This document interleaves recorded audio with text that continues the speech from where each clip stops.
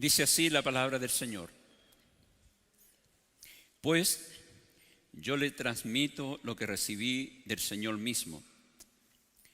La noche en que fue traicionado, el Señor Jesús tomó pan y dio gracias a Dios por ese pan. Luego lo partió en trozos y dijo: esto es mi cuerpo, el cual es entregado por ustedes. Hagan esto en memoria de mí.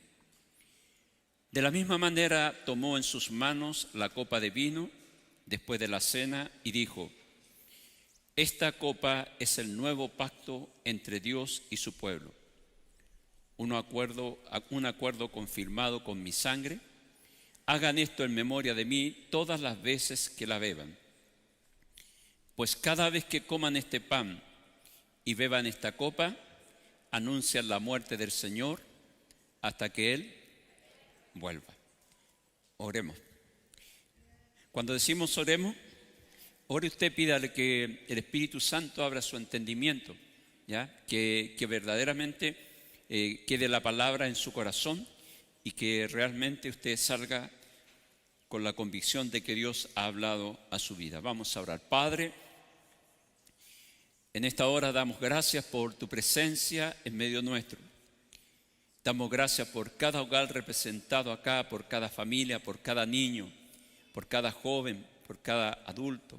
Señor Dios, por cada matrimonio, por cada pareja. Agradecemos, Dios maravilloso, porque juntos conformamos el cuerpo de Cristo. Padre, somos parte, Señor Dios, de este cuerpo que está, Dios, extendido a través del mundo entero. Y en esta hora, Señor, agradecemos por sobre todas las cosas su presencia. Y oramos, Padre Santo, pidiendo al Espíritu Santo que nos pueda guiar en esta hora.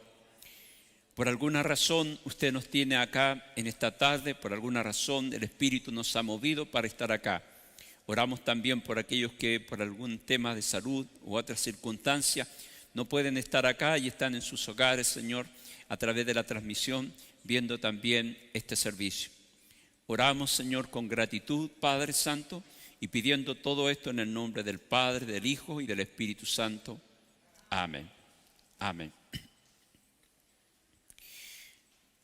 En el versículo 26, quiero detenerme ahí primero, dice: pues cada vez que coman este pan y beban esta copa, anuncian la muerte del Señor hasta que Él vuelva.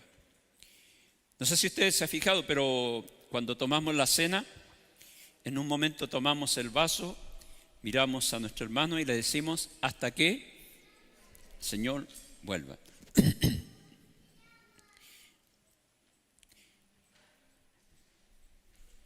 Es muy importante que a veces nosotros nos detengamos a pensar un poco. ¿Cuán conscientes somos de las palabras que salen de nuestra boca? Si realmente existe esa convicción en lo que decimos, o solo repetimos palabras o frases por costumbre, por mera tradición, pero sin una real convicción. Cuando hablamos de convicción, esta es una palabra que deriva del latín convictio, que significa firme creencia. Estar 100% convencido. Yo me hacía la pregunta ¿cuántos de nosotros tenemos esa convicción cuando decimos hasta que el Señor venga? Si está esa convicción en nosotros, o solamente es algo que repetimos porque se nos indica decir algo, o por un mero religiosismo, o por cumplir con algo. Pero fíjese que hay algo importante con esta palabra que es convicción. Se dice que la palabra convicción es el motor que impulsa a la acción. Es decir, yo no podría decir que tengo convicción si no tengo acción. Porque la convicción me va a llevar a una acción. Por ejemplo, si usted tiene la convicción vital de lo importante que señala la Escritura, que es la oración, ¿qué es lo que debiésemos hacer? Orar. Si usted no ora y yo no oro, quiere decir que no tengo la convicción. Sé de la oración, pero no tengo la convicción, y por eso no oro, porque no tengo la convicción de que la oración es vital para la vida del creyente, que la oración me conecta con el Señor. Y puedo saberlo, pero si no tengo la convicción, no voy a orar. No voy a orar simplemente, porque no tengo la convicción. Por eso dice, la convicción es el motor que me impulsa a la acción. Entonces, si yo creo que la oración es importante, si el Señor dijo que debíamos orar y nosotros no lo hacemos, es porque de alguna manera no tenemos esa convicción. Porque cuando tenemos la convicción, lo que deberíamos hacer es orar. Si yo tengo la convicción de lo vital que es para mí la palabra de Dios, ¿qué tendría que hacer? Escudriñar su palabra. Y seamos sinceros, ¿cuánto escudriñamos la palabra? ¿Cuánto tiempo invertimos en la palabra del Señor? No de sacar el pancito de vida ese y listo y quedarme, porque a veces tomamos solamente ese pancito y con ese tengo para todo el día. Y por eso que hay muchos hermanos que son débiles en la fe, porque solamente se conforman con ese pancito de vida. Entonces, si yo tengo convicción de que esta palabra del Señor es vital, tal como lo señaló nuestro Señor Jesús, lo que debemos hacer nosotros es escudriñar su palabra.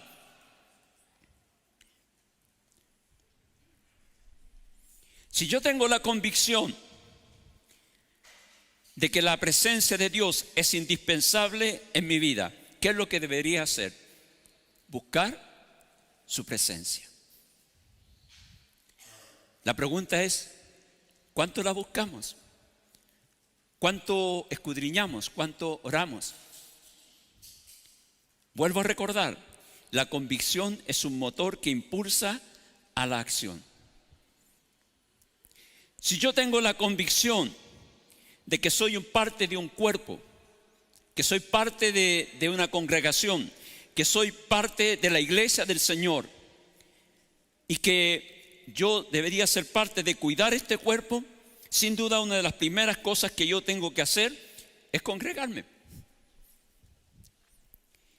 Si yo no me congrego es porque no tengo la convicción de que es importante, de que soy parte de un cuerpo y que Dios me ha dado dones y talentos y que yo tengo que disponerlo al servicio del Señor, al servicio del prójimo, al servicio de la obra del Señor.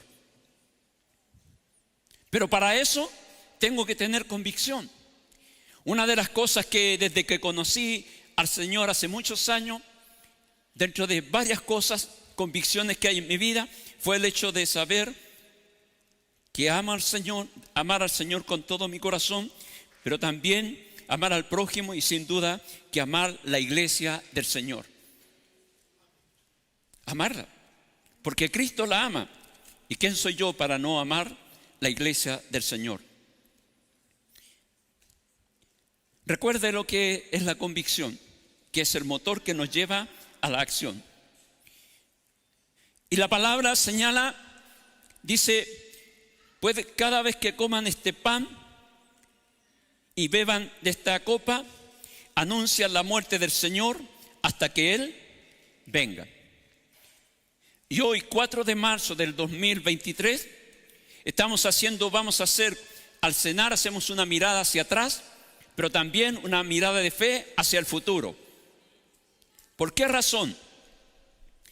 Tengo que mirar primero hacia atrás, y no solamente hoy día, sino cada día.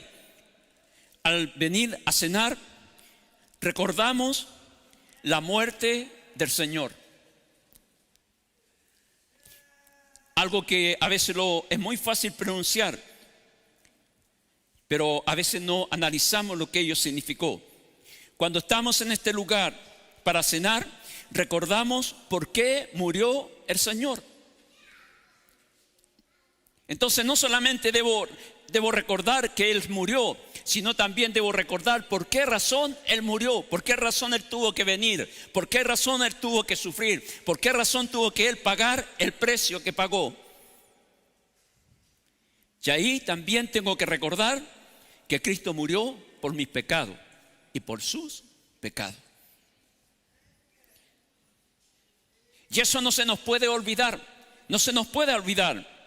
No se nos puede olvidar que el pecado es tan grave, es tan grave, es tan grande que le costó la vida al Hijo de Dios. Le costó la vida al Hijo de Dios. Ahora, ¿por qué tenemos que tener conciencia de que el pecado es grave?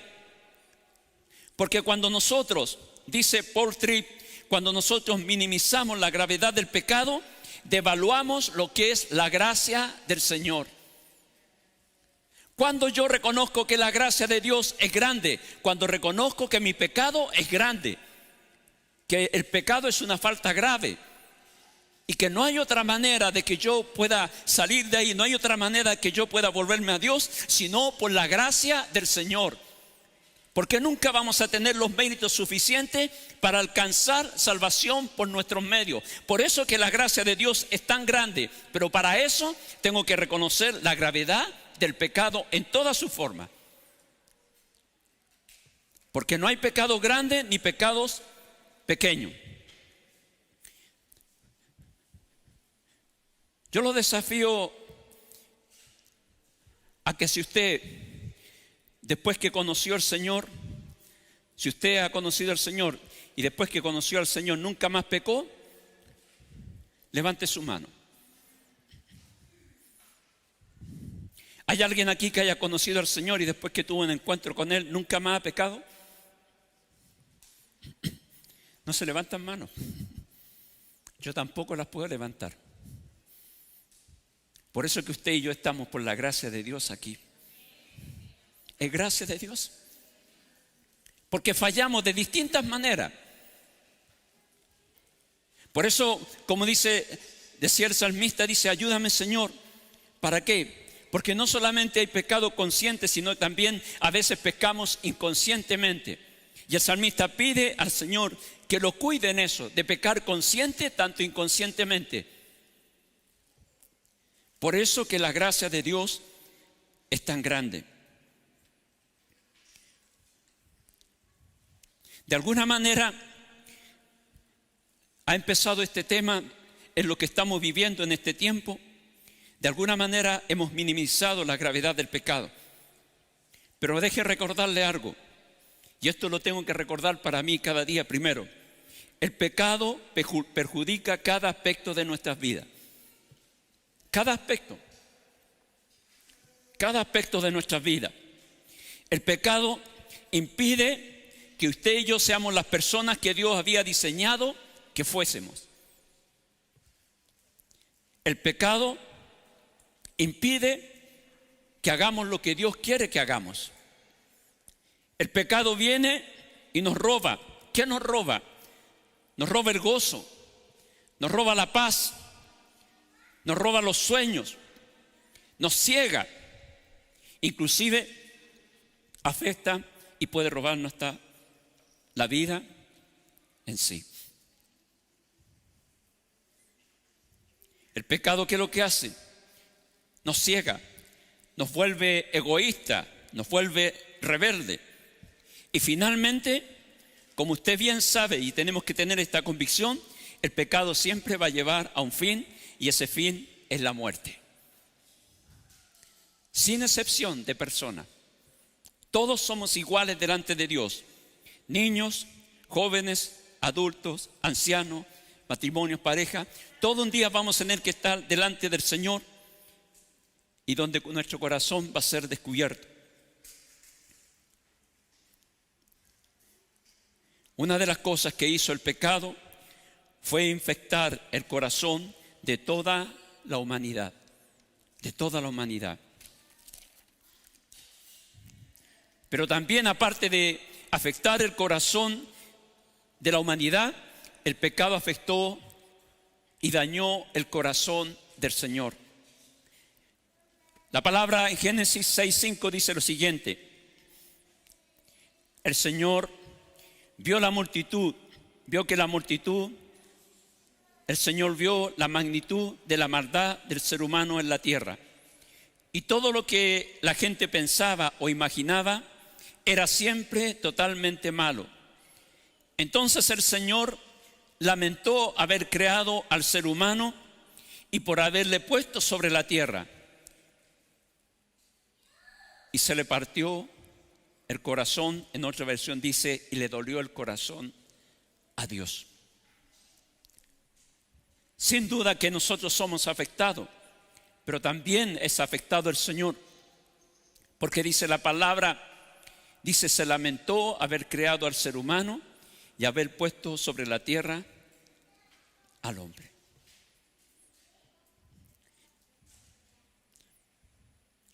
Sin duda que uno tiene que detenerse en esto. A veces pasamos tan rápido por las Escrituras, pero trate de alguna manera, yo sé que es imposible, pero trate de ponerse en el lugar de Dios. El Creador diseñó todo para el ser humano, diseñó y le puso todo, lo puso en un lugar, como dice, espléndido. Le entregó todo lo que el ser humano necesitaba. Y aún así, el ser humano, como dice, dañó su corazón. ¿Y qué tuvo que hacer Dios? Dios planificó en la eternidad el poder a este ser humano que le había fallado, que le había dado la espalda, darle una nueva oportunidad. Y por esa nueva oportunidad, usted y yo estamos aquí en esta tarde. Jesús vino a esta tierra porque no había otra manera. Si hubiese habido otra manera, Jesús no hubiese tenido que venir. Pero Jesús vino a vivir la vida que ni usted y yo logramos vivir. Y sufrió y murió de la manera que usted y yo deberíamos haber muerto. Es decir, Jesús vivió la vida que Dios quería que nosotros viviéramos. Y murió y sufrió de la manera que usted y yo teníamos que sufrir, producto de nuestro pecado. Si eso no lo lleva a darle gracias al Señor, entonces no hemos comprendido absolutamente nada. Si eso no me hace doblar la rodilla delante del Señor y ver que sus misericordias son nuevas, entonces nada me va a conmover el corazón.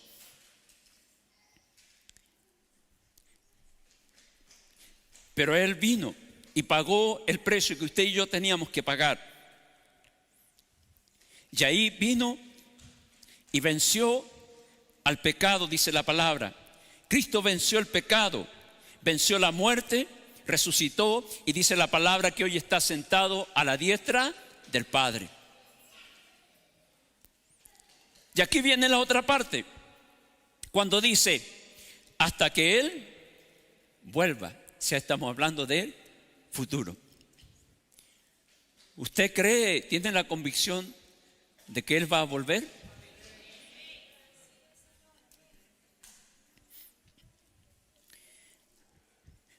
Una mirada hacia el futuro por medio de la fe en Cristo.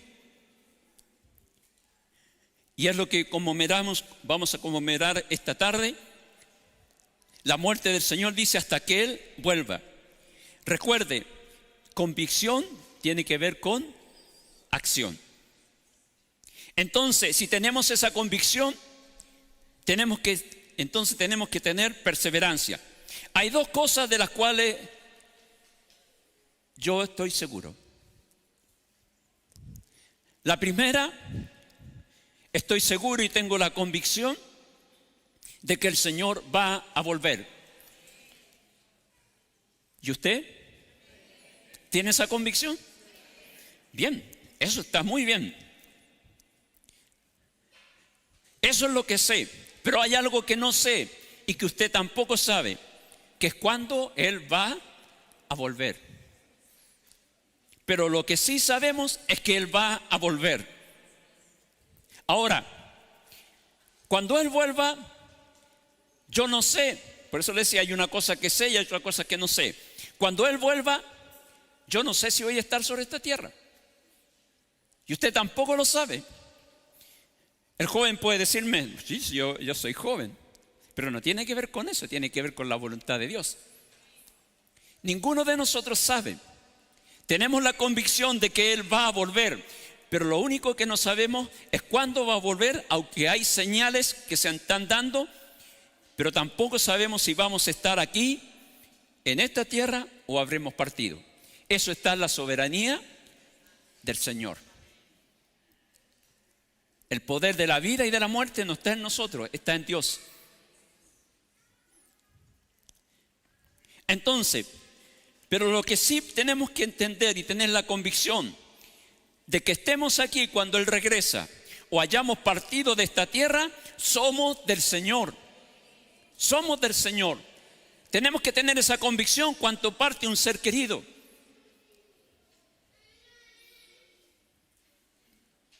Sin duda que cuando parte alguien en el Señor, hay dolor, hay tristeza, sin duda, porque hay amor de por medio.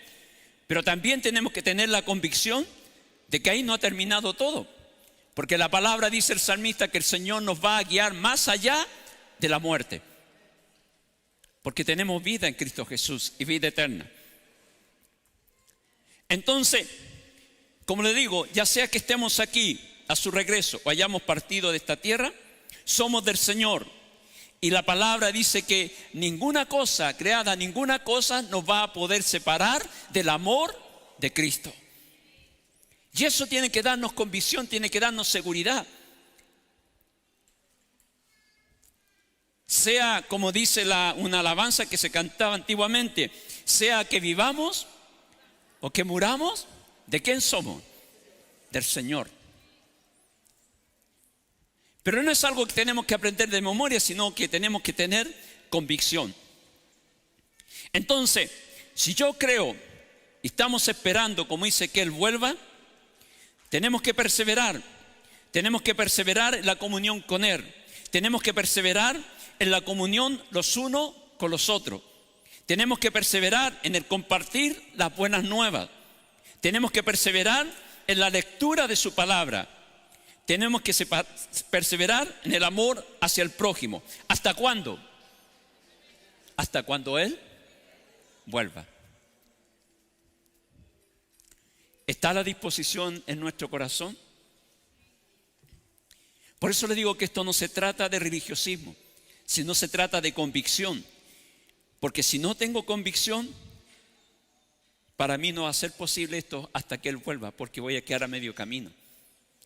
Pero si yo tengo certeza y tengo la convicción, ¿qué es lo que pasa? Yo voy a perseverar hasta el fin. Y la misma Escritura nos señala y nos dice, el que persevera hasta el fin será salvo. No es que yo estuve en Cristo, por eso la palabra dice, si alguno está, habla de presente, si alguno está en Cristo, nueva criatura es. Si alguno está hablando de presente. Estoy en el Señor en estos días, estoy en el Señor en este tiempo. No yo estuve. Hay mucha gente que estuvo en el Señor, pero ahora ya no está. ¿Sabe por qué? Porque no tenía convicción real. Y había que preguntarse si realmente hubo un encuentro real con el Señor. Alguien dijo lo siguiente. Le preguntaron a un pastor, ¿usted qué piensa de esa gente que anduvo en el Señor y que después se alejó? Y el pastor dijo así, yo creo, dijo firmemente, que esa persona nunca anduvo por el carril que correspondía. Es decir, nunca tuvo un encuentro real con el Señor. Él dijo, porque difícilmente alguien que tiene un encuentro con el Señor va a dejarlo, porque sabe que depende de Él para su salvación, que depende de su amor, que depende de su gracia.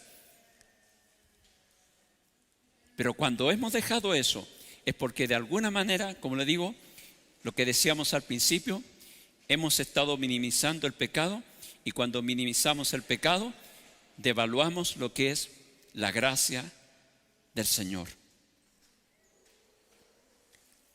Dice la palabra: pues yo les transmito lo que recibí del Señor mismo la noche en que fue traicionado. Jesús tomó pan y dio gracias a Dios por ese pan. Y luego lo partió y dijo: este es mi cuerpo, el cual es entregado por ustedes. Hagan esto en memoria de mí. De la misma manera tomó en sus manos la copa de vino y después la cena y dijo: esta copa es el nuevo pacto entre Dios y los hombres y su pueblo, un acuerdo firmado con mi sangre. Hagan esto en memoria de mí todas las veces que lo beban. Este nuevo pacto, y tenemos que recordarlo, se firmó con la sangre de Cristo. Por eso la Escritura dice que debemos cuidar esta salvación con temor y temblor, porque el costo, hermanos queridos, fue demasiado grande. Demasiado grande. Y de alguna manera a veces dejamos de valorar porque nos envolvemos en las cosas de este mundo y dejamos de valorizamos más las cosas de este mundo y dejamos de valorizar lo que realmente es importante. Por eso estamos acá, para poder cenar. Pero la idea es que esta cena que vamos a tomar podamos ponernos a cuenta con el Señor. Yo sé que hay muchas situaciones que pasamos cada uno y tal vez usted está con alguna situación, tal vez de salud, vamos a orar por ello, alguna situación familiar, alguna situación económica, tantas cosas. Pero Dios ha dicho que si buscamos primeramente su reino y su justicia, lo demás viene por añadidura.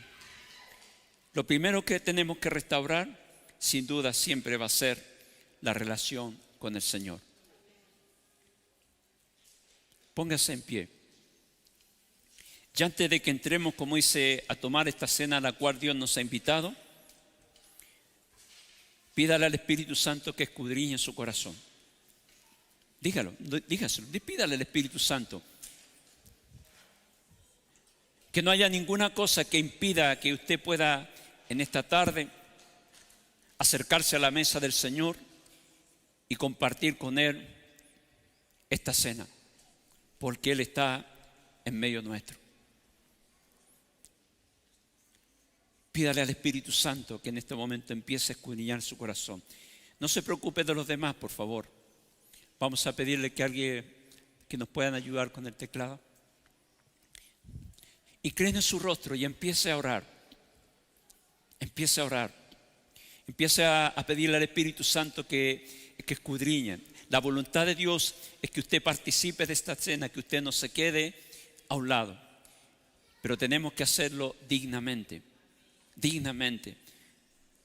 Porque vamos a recordar la muerte del Señor, su sacrificio, pero también vamos a recordar y tener en cuenta que Él va a volver. Él va a volver por su iglesia. ¿Cuándo? Ninguno de nosotros lo sabe.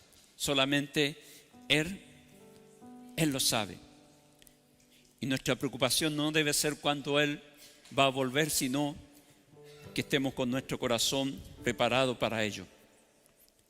Para la vuelta del Señor, para la venida del Señor. Ore. Hable con el Señor. Por favor, hágalo. Dios le ha traído en esta tarde para restaurar tal vez esta relación que no ha estado del todo buena.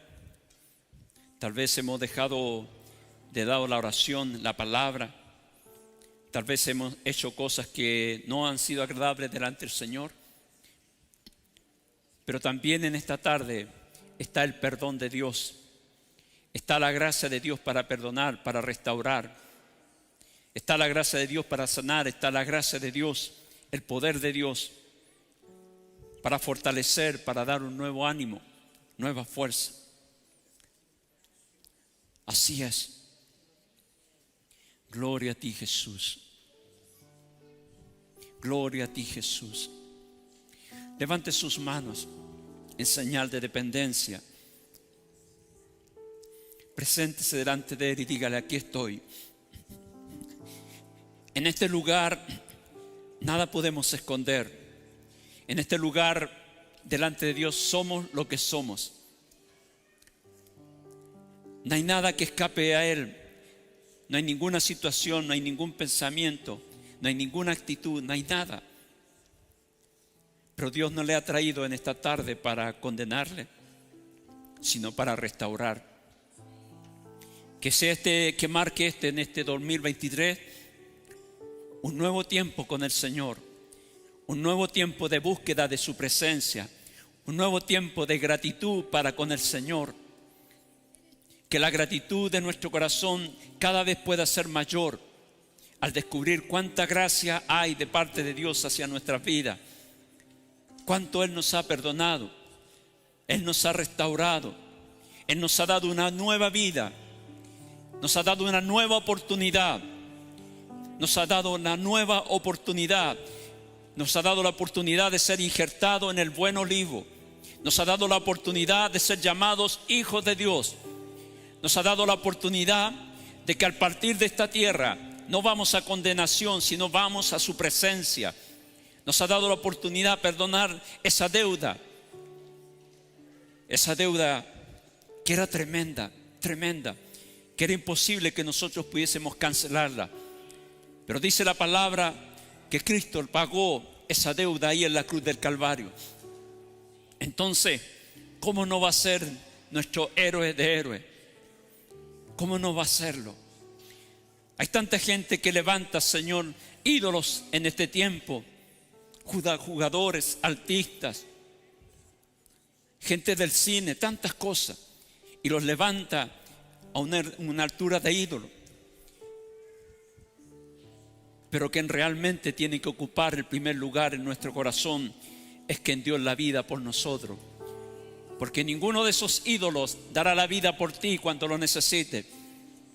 Ninguno de esos artistas dará la vida por ti. Podrá darte un autógrafo, pero nunca va a dar la vida por ti.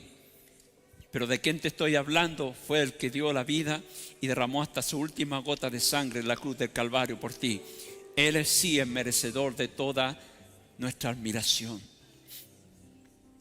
Aleluya. Gloria a ti, Jesús. Y Él está aquí para que adoremos, le glorifiquemos y le demos gloria.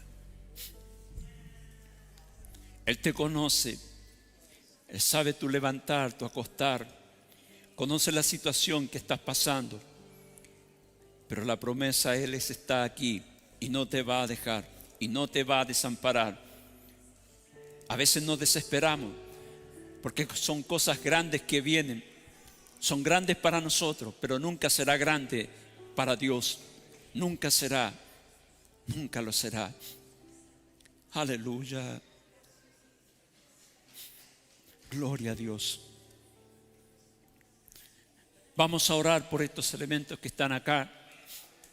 Extienda sus manos y al extender sus manos esté pensando que tenemos comunión con el Señor en este momento, pero también con nuestro hermano que está al lado. Y vamos a comer todo de este mismo pan y este mismo jugo de la vida. Padre, damos gracias en esta hora, Dios maravilloso, porque nos invitas a esta mesa. Mesa es señal de intimidad. No cualquiera se sienta a la mesa en nuestra familia. Es alguien a quien hemos invitado, alguien especial, alguien que es de la familia, un amigo. No cualquier persona se sienta y usted nos invita a nosotros a esta mesa en esta tarde. Reconocemos, Padre, que llegamos a esta mesa por tu gracia, porque no éramos dignos. Pero en tu misericordia y tu gracia, en esta tarde nos haces partícipe, Dios, de esta cena, de este tiempo de intimidad,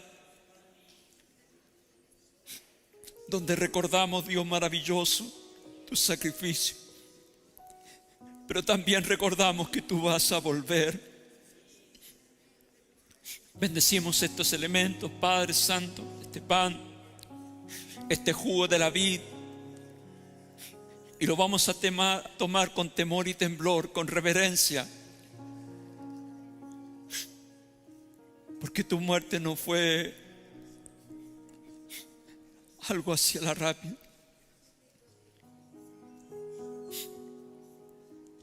Tu muerte se debió a nuestro pecado. Pero nos amaste tanto, dice la Escritura, que aun siendo pecadores, Cristo murió por nosotros. Pero tu muerte significó la vida para nosotros.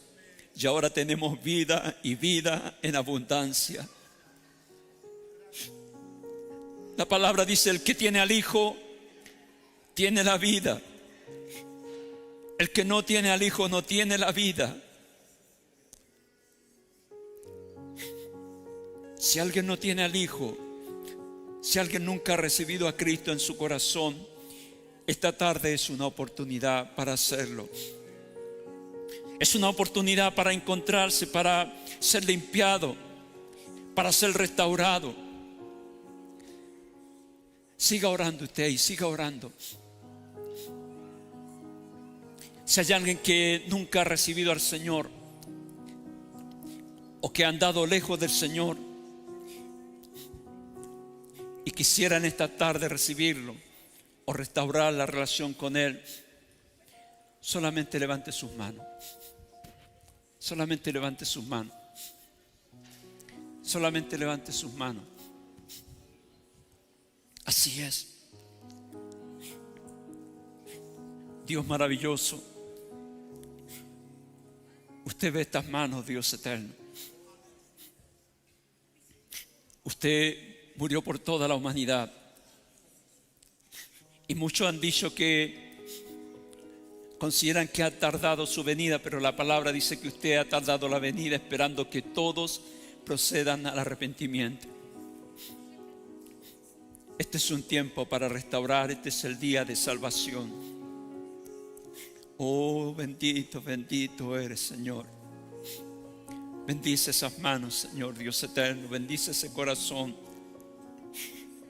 Que la obra del Espíritu Santo, Señor, empiece a partir de hoy en ellos, Señor, como un día se inició en nosotros.